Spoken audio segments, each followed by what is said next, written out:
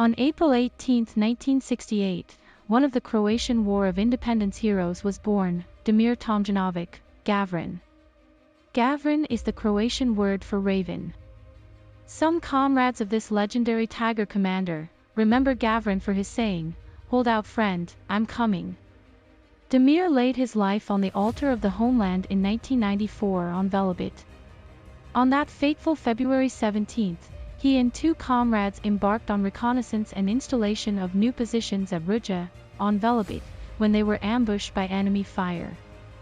One bullet hit Gavran in the head and he died before his comrades could pull him out. He was a good man and he cared about his people. No one had to worry about him forgetting or leaving them somewhere. He valued people because he knew that without his fellow soldiers, he was nothing. He showed everything by example, how to behave in certain situations and how to treat people, and he asked the lower subordinate commanders to do the same. Said Major Vinko Polic, who fought alongside him almost from the very beginning, on the occasion of the 25th anniversary of Damir Tomljanovic's death. Gavran went to the defense of Croatia voluntarily at the very beginning of the Greater Serbia aggression, when he joined the Special Police Unit for Special Purposes in Rakic from his native Krivi Put in August 1990. After founding the National Guard Corps, he joined the 1st Brigade, the 4th Battalion, codenamed Ravens, and that's how he got his nickname.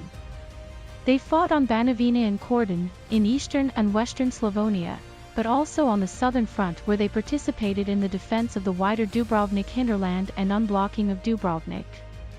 The unit was accompanied on one reconnaissance mission by a Croatian television cameraman, Gordon Lederer, who gets killed by a sniper's bullet.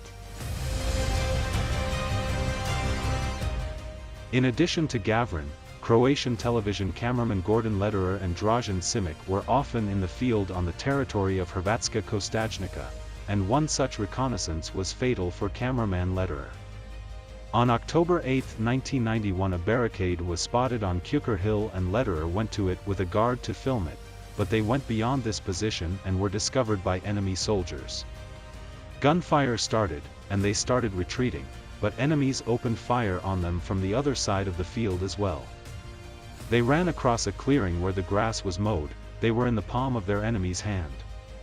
In that attempt to save himself, Lederer was killed. When I called Gavran and told him Lederer was wounded, he called for reinforcements. Ravens, Blackbirds, and Katina's special police came. We got to him first, bandaged him, and soon the ambulance and paramedics came, but he was unconscious. Unfortunately, he died on the way to Zagreb because Yugoslav Army General Andrija Rasita did not allow him to be flown by helicopter to the hospital, says one of the Croatian soldiers, a witness to the event. That was the last time Gavran allowed a news crew to accompany a unit on an assignment like this. Although the guards on the battlefield did everything they could to help the cameraman survive, Lederer's injuries were too severe. According to his comrades, Gavran was extremely affected by the death of HRT's cameraman, because he took him with him to the field, and he did not bring him back alive. Since then, he has avoided journalists and cameras, and footage of this legendary tiger is extremely rare.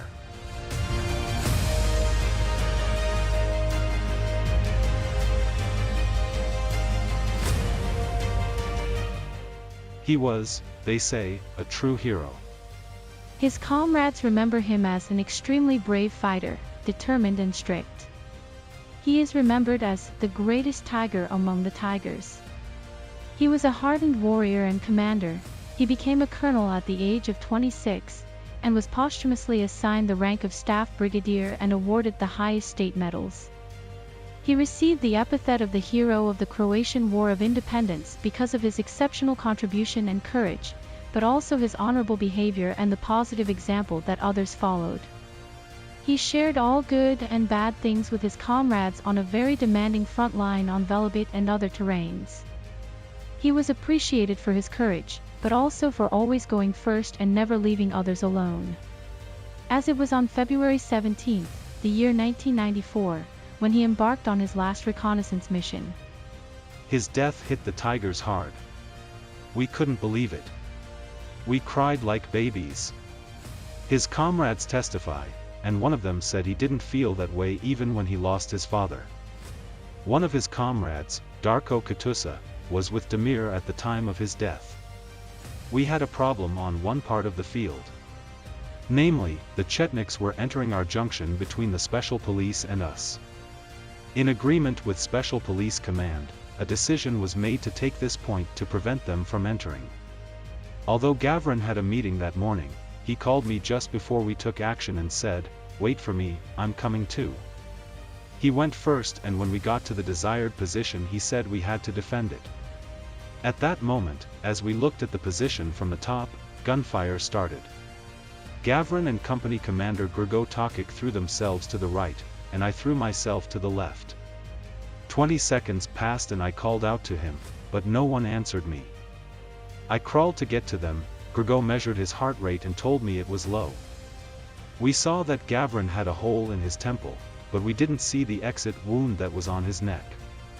That's when I called command, told them that Tiger 55, that was his number, was wounded, and we needed a helicopter. Engineers also come to our aid, specialists come and bring the stretchers. We were pulling him out of range, while the enemies were still shooting at us. When the helicopter arrived, his pulse was still there, but it was faint. Unfortunately, we received information of his passing on the way, Katusa recalls. Although it was extremely difficult for everyone at the time, he continues, the line had to be maintained. The commander was killed and the question arose as to how this would affect the army. However, there was not much time to grieve, we had to move on. Documentaries have also been made about the life and warpath of this hero. At the premiere of the film, Hold Out Friend, I'm Coming, the Chief of General Staff of the Croatian Armed Forces, General Sundov, pointed out that Damir Tomljanovic Gavrin honorably and courageously defended the homeland from the first moments of its creation and became a legend of the Croatian War of Independence and etched himself in the memory of all those who knew him. This documentary is a modest thank you for the sacrifice Damir made. We continue to strive to raise new generations of Croatian soldiers along the lines of our war heroes, such as Damir, who was a true one.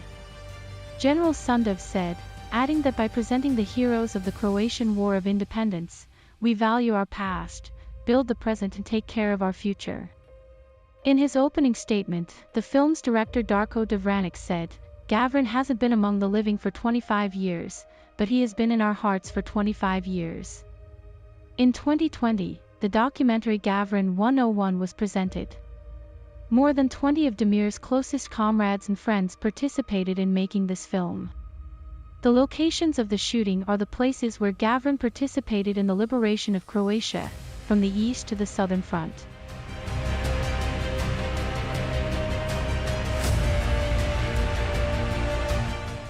Damir Tomljanovic was awarded numerous medals: Memorial of Homeland Gratitude, Order of the Croatian Trefoil, Order of Petar Zrinski and Fran Kristo Frankopan, Order of Prince Domagoj, and Memorial of the 1st Croatian Gendarme, and the greatest recognition of the bravery of this warrior took place in July 1994, when President Franjo Tudman in Sepurina near Zadar officially opened the Center of Guards for specialist training of non-commissioned officers, bearing his name. Today, his name is also used in numerous streets and squares in Croatian cities.